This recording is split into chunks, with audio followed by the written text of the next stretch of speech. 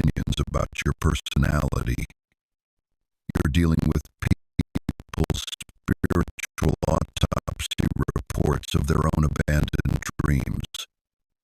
Some see you and think, if they can do it, maybe I can too. Others see you and think, they make me feel guilty for quitting, so they must be the problem. You become a living reminder that hell doesn't have to be permanent, that valleys don't have to be final destinations, that the grave doesn't get the last word. And in a world where people have made peace with their prisons, that kind of resurrection energy is deeply disturbing. Here's what they don't understand. You didn't walk through hell to make them feel bad about their choices.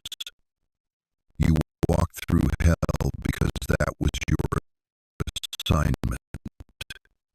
You survived the unsurvivable because someone somewhere needed to see that it could be done.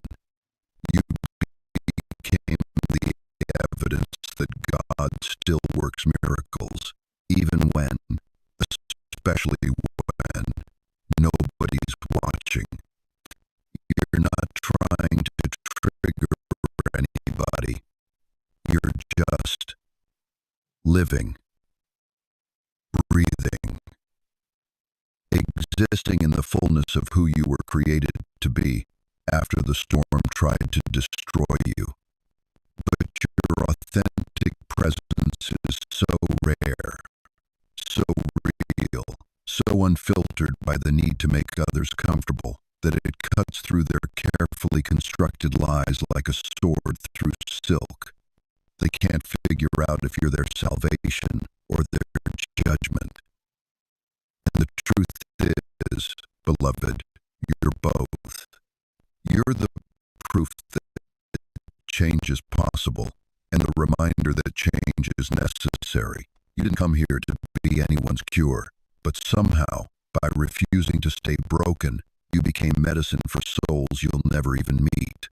They thought they had built an empire, but what they really built was a house of cards balanced on your silence. You see, beloved, there's something they never told you about power structures. They're not actually built on strength. They're built on agreement. And for years, decades maybe, you agreed to play small, not because you believed you were small, but because you thought it was love. You thought it was loyalty. You thought it was peace. But here's what heaven wants you to understand tonight. Their entire emotional economy was dependent on your doubt. Every time you questioned yourself, their confidence grew. Every time you shrunk back, they expanded. Every time you whispered when you should have roared, they stood a little taller on the foundation of your silence. You were never their equal in their minds. You were their supply. You were the one they fed off of. Your insecurity was their security. Your confusion was their clarity. Your smallness was their greatness. And as long as you stayed in that role, their whole system worked perfectly.